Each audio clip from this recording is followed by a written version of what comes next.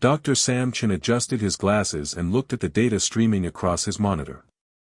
The research station Meridian floated quietly in space, far from any major star system. Sam worked alone in his lab, studying samples of alien bacteria that other scientists had collected from distant worlds. The station was small and peaceful. Only 12 humans lived here, all researchers and scientists. They spent their days studying the mysteries of space, far away from the busy colonies and crowded planets where most humans lived. Sam liked the quiet. At 32 years old, he had already seen enough excitement for one lifetime. His dark hair was starting to show gray at the temples, and his hands showed small scars from years of careful lab work. He preferred the calm routine of research to the chaos of exploration. That morning started like any other. Sam prepared his samples, checked his equipment, and began his daily analysis. The bacteria cultures grew slowly under the warm lights. Everything was normal and predictable. Then the alarms started screaming. Red lights flashed throughout the station. Sam jumped up from his desk, knocking over a cup of coffee. The hot liquid splashed across his papers, but he ignored it. The alarms meant only one thing: unknown ships were approaching. All personnel report to the command center immediately, came the voice over the intercom. Captain Rodriguez sounded calm but serious. We have visitors. Sam ran through the narrow corridors of the station. His lab coat flapped behind him as he hurried toward the main command room. Other researchers were doing the same thing, all looking confused and worried. The command center buzzed with activity. Captain Rodriguez stood before a massive viewing screen, her short gray hair neat despite the early hour. The other crew members sat at their control stations, fingers flying over keyboards and switches. What's happening? Sam asked as he entered the room. Captain Rodriguez pointed at the main screen. Take a look for yourself. Sam's breath caught in his throat. Through the thick glass of the viewing window, he could see ships. Not one or two ships, but hundreds of them. They stretched across space like a metal city, their hulls gleaming in the light of distant stars. The ships were unlike anything Sam had ever seen. They were not the simple, functional designs that humans used. These vessels looked like they were grown rather than built. Their surfaces curved and flowed like organic creatures, covered in patterns that seemed to shift and change as he watched. Catherine Empire, whispered Dr. Martinez, the station's chief astronomer. Her hands shook as she operated her instruments. That's the personal fleet of Queen Zara herself. Everyone in the room went silent. The Catherine Empire controlled 17 star systems. Their technology was centuries ahead of human capabilities. Their queen ruled over billions of beings across dozens of worlds. Why would they come here? Sam asked. We're just a research station. We don't have anything they could want. Captain Rodriguez shook her head. I don't know. But they're requesting permission to dock. The Queen herself wants to come aboard. The room erupted in nervous chatter. Some crew members suggested they should contact the Human Colonial Authority for instructions. Others thought they should evacuate the station immediately. She's coming alone, reported Lieutenant Park from his communication station. Just one small ship, no escort. She wants to meet with our xenobiologist. All eyes turned to Sam. He felt his stomach drop. Me? Why would the Queen of the Catherine Empire want to meet with me? You're the only xenobiologist on the station, Captain Rodriguez said. Maybe she has questions about some alien species you've studied. Sam tried to think of any research he had done that might interest the Catherines. He studied bacteria and small organisms, nothing that would matter to a galactic empire. I don't understand. My work isn't that important. Important or not, she's asking for you specifically, the captain replied. What do you want to do? Sam looked around the room. Everyone was watching him, waiting for his decision. Through the viewing window, the massive fleet waited silently in space. Somewhere among those ships was the most powerful being in this part of the galaxy. Let her come aboard, Sam said finally. We came out here to study alien life. This might be the chance of a lifetime. Captain Rodriguez nodded. All right, people. Prepare docking bay 2 for a royal visit. And everyone stays calm. We represent humanity here. The next hour passed in a blur of activity. The crew prepared the docking bay and main conference room. They checked and rechecked all the station's systems. Sam changed into his best clothes and tried to calm his racing heart. When the royal ship docked, Sam was waiting in the conference room with Captain Rodriguez and 2 other senior crew members. They had arranged chairs around a large table and placed glasses of water for their guest. The door opened with a soft hiss. 2 figures entered the room, but Sam's attention immediately focused on the first one. Queen Zara was unlike anything he had imagined. She stood nearly 8 feet tall, her body covered in what looked like living crystal. The surfaces of her skin caught and reflected the room's lights, creating patterns of color that danced across her form. Her face was elegant and angular, with large eyes that seemed to hold the wisdom of centuries. She wore no crown or royal jewelry. Instead, her crystalline skin itself seemed to be her decoration, shifting between shades of blue and silver as she moved. Her companion was smaller and remained silent, clearly a bodyguard or advisor. Dr. Chen, she said, her voice carrying a strange musical quality. Thank you for agreeing to meet with me.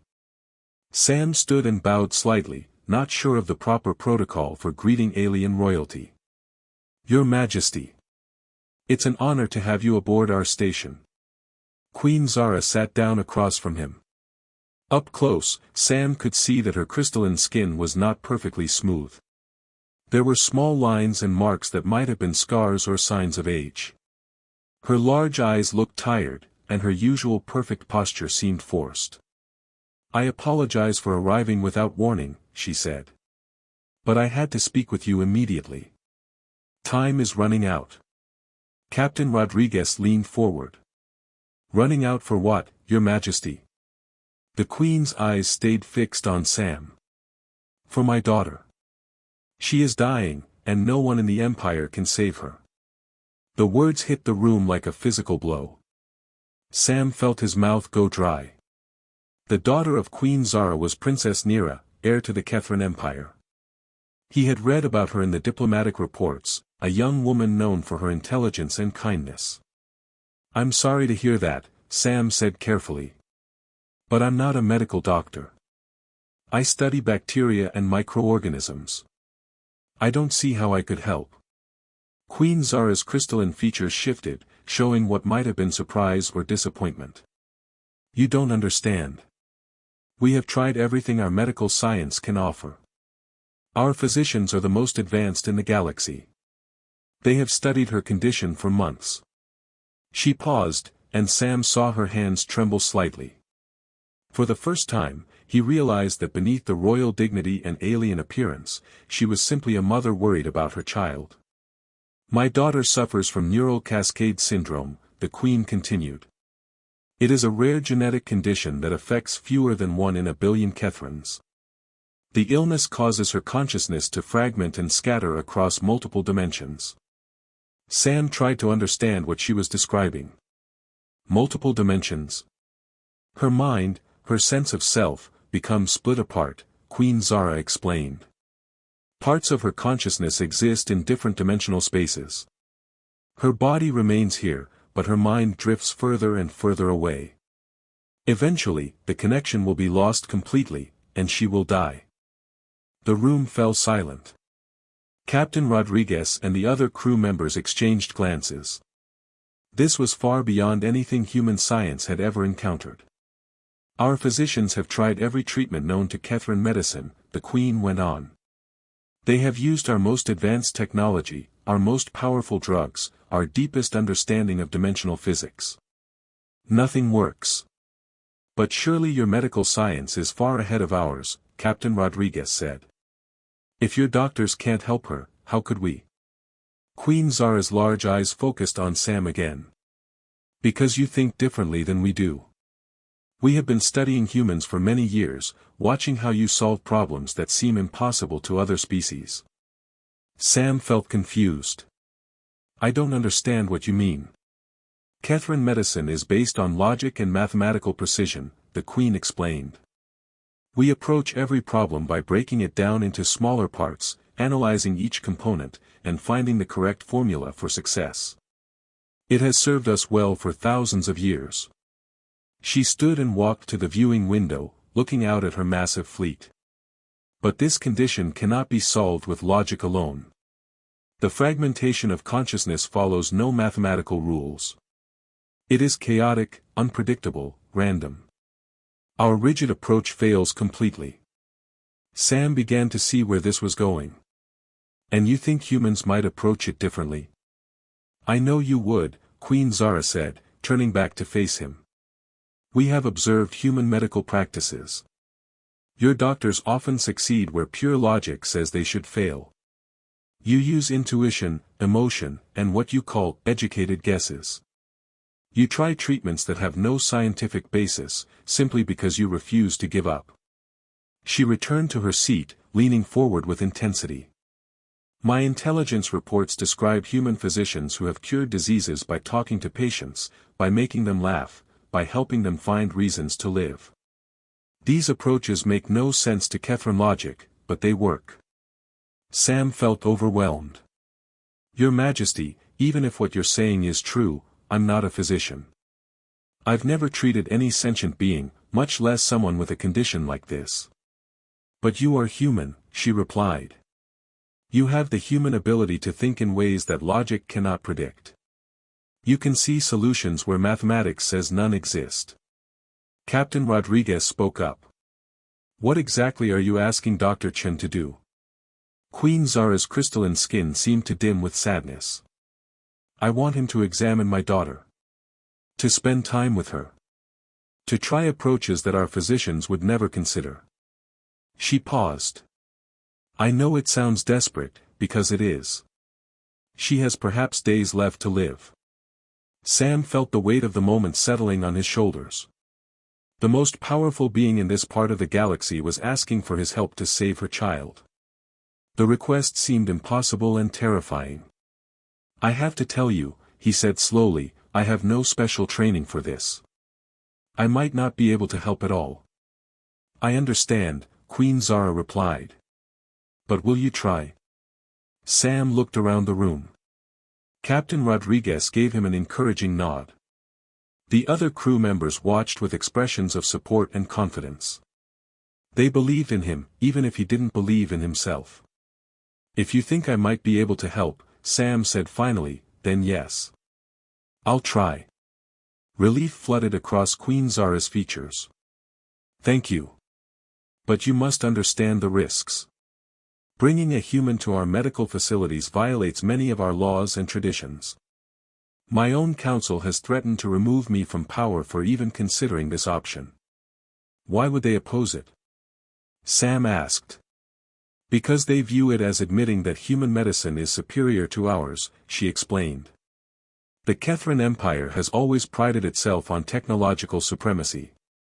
To ask for help from a younger species is seen as a sign of weakness.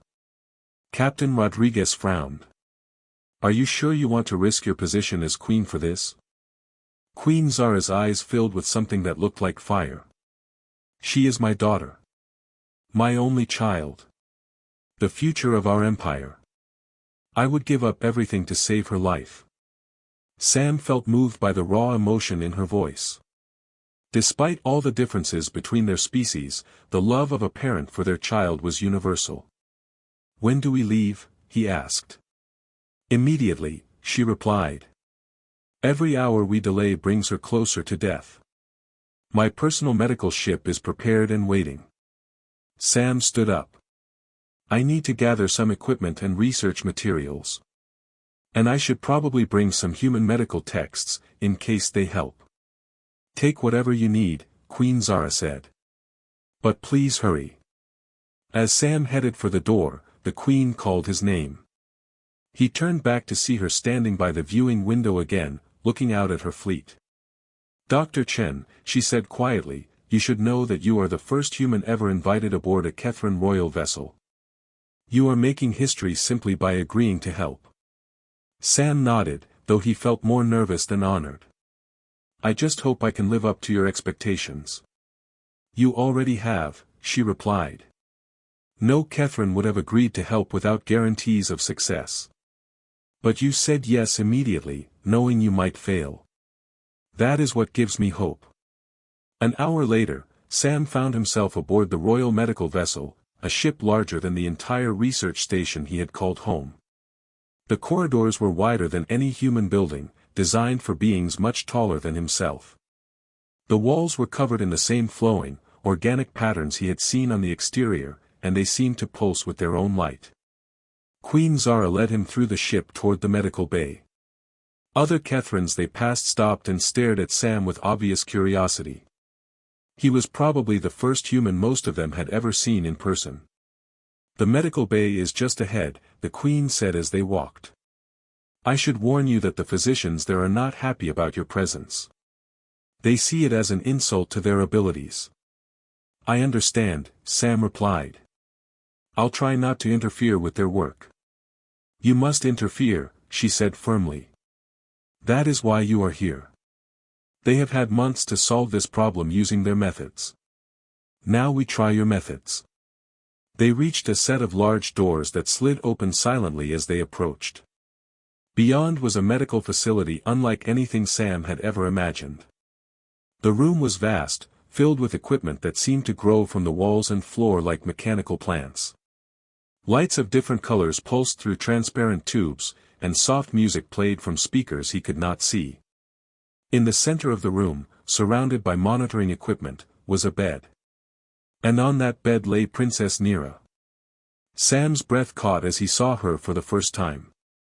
She looked like a younger version of her mother, her crystalline skin pale and flickering with unstable light.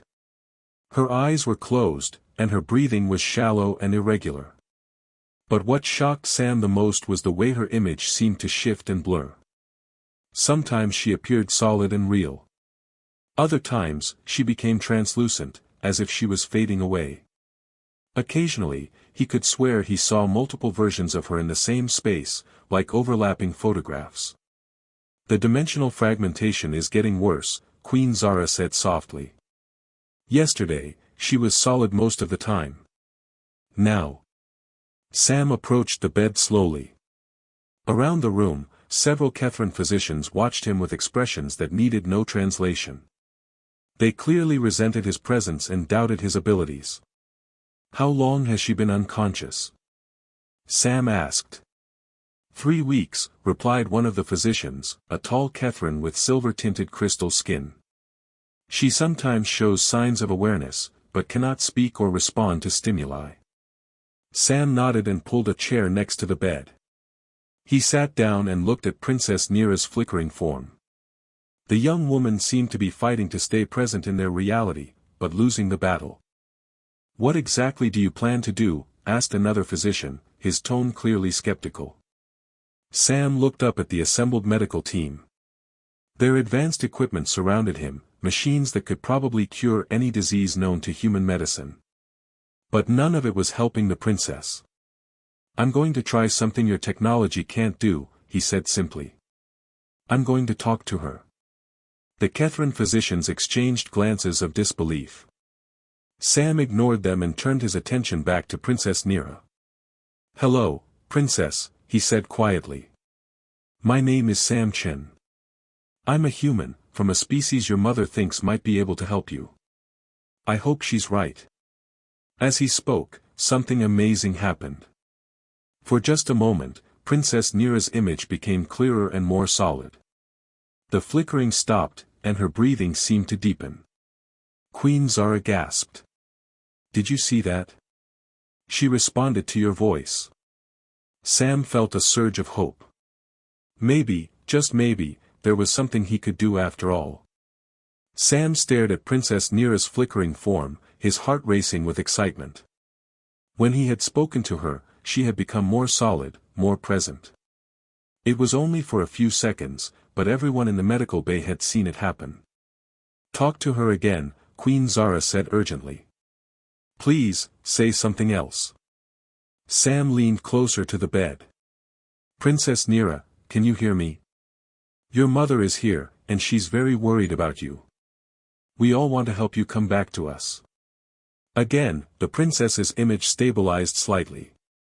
Her breathing became deeper and more regular. The strange dimensional flickering that made her appear like multiple people in the same space slowed down. Dr. Vex, the lead Kethran physician, stepped forward with obvious skepticism. His silver crystal skin reflected the medical equipment's lights as he checked his instruments. The readings show minimal improvement. This could be coincidence. It's not coincidence, Sam said firmly.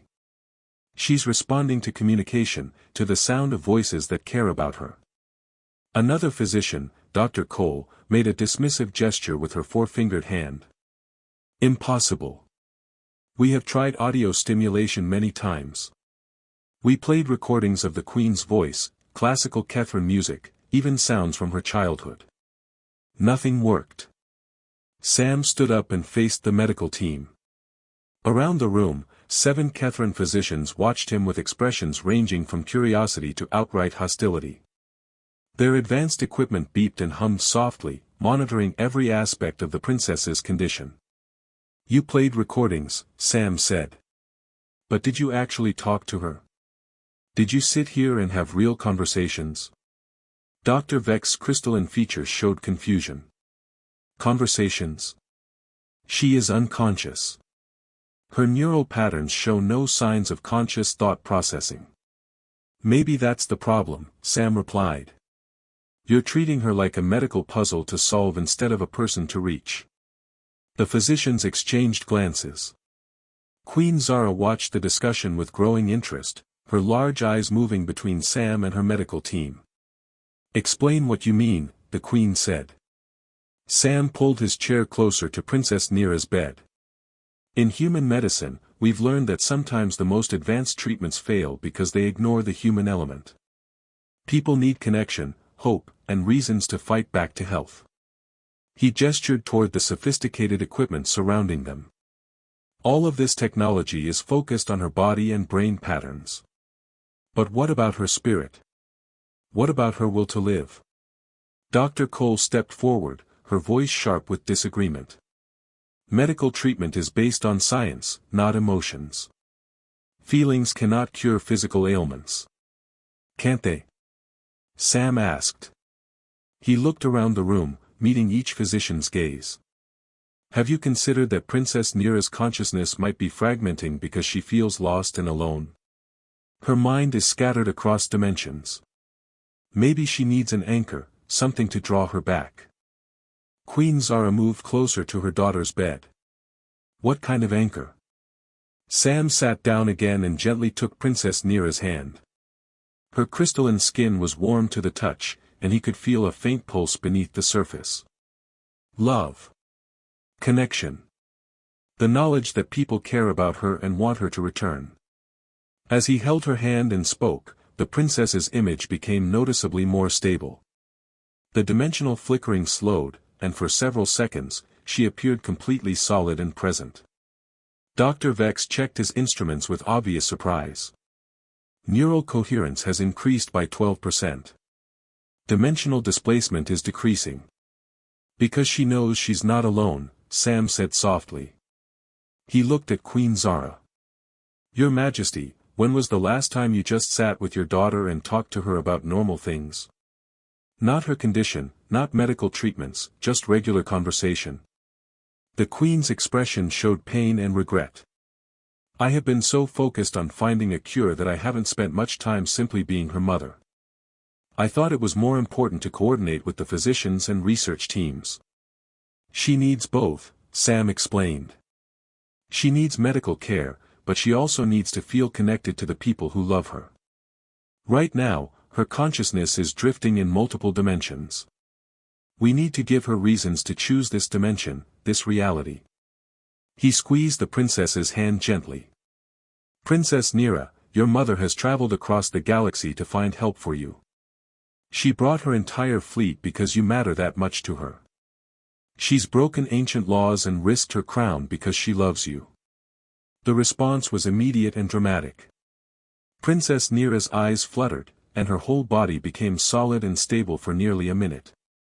Her breathing deepened, and she made a soft sound, as if trying to speak. Queen Zara gasped and moved to the other side of the bed. She took her daughter's other hand, tears forming in her large eyes. "Nira, my beloved daughter, can you hear us?" The princess's eyes opened slightly, unfocused but aware. She looked toward the sound of her mother's voice, though she seemed to be seeing through multiple realities at once. Dr. Vex studied his readouts with growing amazement. Dimensional coherence is stabilizing. Neural patterns are showing organized activity. This is unprecedented. Sam felt encouraged but knew they were far from finished. The improvement is temporary. Her consciousness is still fragmented. We need to give her stronger reasons to anchor herself in this reality. How? Queen Zara asked, still holding her daughter's hand. Sam thought for a moment, considering everything he knew about human psychology and the power of emotional connection. Tell her about her future. Help her remember why life in this dimension is worth fighting for. He looked at the assembled physicians. I need all of you to participate in this. Not as doctors studying a patient, but as people who care about Princess Nira's well-being. Dr. Cole stepped back with obvious discomfort. This is highly irregular. Medical treatment should maintain professional distance. Professional distance isn't working, Sam replied. Your measurements prove that emotional connection is having a positive effect. Are you willing to try something new if it might save her life? Queen Zara stood and faced her medical team. Dr. Chen is right. We have tried everything else. If unconventional methods offer hope, then we will use them. Dr. Vex nodded slowly. Very well. What do you need us to do? Sam arranged chairs around Princess Nira's bed for everyone present. We're going to create a circle of conversation around her. Each person will share something about the princess that makes them want her to recover. The Kethran physicians looked uncertain, clearly outside their comfort zone. They were used to working with machines and data, not emotions and personal stories. Queen Zara sat down first. Nira has always been the light of our empire. Even as a child, she showed kindness to everyone she met, regardless of their social status or species. She dreams of expanding our diplomatic relationships and exploring new worlds. As she spoke, Sam watched the princess's vital signs on the nearby monitors. Her breathing became stronger, and the dimensional flickering continued to slow. Dr. Vex took his turn next, though his voice was uncertain. The princess often visited our medical research facilities. She was genuinely interested in our work and asked thoughtful questions. She wanted to understand how we could better serve our people. One by one, the physicians shared their memories of Princess Nira. They talked about her intelligence, her curiosity, her genuine care for others. With each story, her condition improved measurably. Sam contributed his own observations, even though he had never met the princess before today. I can see from everyone's faces that Princess Nira is deeply loved. A person who inspires such devotion in others has a special gift for bringing out the best in people. Hours passed as they maintained their circle of conversation around the bed. Sam encouraged everyone to share stories, hopes for the princess's future, and expressions of support. He noticed that the more personal and emotional the stories became, the more stable Princess Nira's condition grew. This is working, Dr. Vex admitted during a brief break. All her readings are improving steadily. But I don't understand the scientific mechanism. Sam smiled. The mechanism is hope. Human doctors have known for centuries that patients recover faster when they have strong emotional support and clear reasons to live. But how does emotion affect dimensional displacement? Dr. Cole asked. Maybe consciousness isn't just a brain function, Sam suggested. Maybe it's connected to our relationships, our sense of purpose, our feeling of belonging somewhere. When those connections are strong, consciousness has an anchor point. Queen Zara looked at her daughter with growing hope. Princess Nira had remained solid and stable for the past hour, her breathing deep and regular. The dangerous dimensional flickering had almost completely stopped. "She's coming back to us," the Queen whispered. Sam nodded but knew they needed to do more. "The stabilization is good, but we need to help her consciousness fully integrate. She needs to choose this reality completely." "How can we do that?" asked Dr. Vex. Sam stood and moved closer to Princess Nira's head. "By helping her remember who she is and why her life matters. Your Majesty, tell her about the future you envision together. Help her see what she'll miss if she doesn't return." Queen Zara leaned over her daughter, speaking directly into her ear. "Nira, my precious child, I need you to come back to me. Our empire needs your wisdom and compassion. There are so many worlds to explore, so many people to meet." She continued talking, describing diplomatic missions they had planned together, cultural exchanges with other species, and scientific discoveries waiting to be made. Her voice carried love, hope, and absolute conviction that her daughter would recover. As the Queen spoke, something remarkable happened. Princess Nira's eyes opened fully, and for the first time, they focused clearly on her mother's face. She was seeing only one reality now, present completely in their dimension. "Mother," she whispered, her voice weak but clear. The medical bay erupted in excited chatter. Dr. Vex and his team scrambled to check their instruments, confirming what everyone could see. Princess Nira was awake, aware, and completely stable. Queen Zara began crying, tears of relief and joy streaming down her crystalline cheeks. "Nira, my beloved daughter. You came back to us." Princess Nira looked around the room with growing awareness. Her gaze settled on Sam with curiosity. "Who is this? I don't recognize him." "This is Dr. Sam Chen," her mother explained. "He's a human who helped us reach you. He refused to give up when everyone else said there was no hope." The princess struggled to sit up, and Sam helped support her back. Her movements were weak but coordinated, and her image remained completely solid. "Thank you," she said to Sam, her voice growing stronger.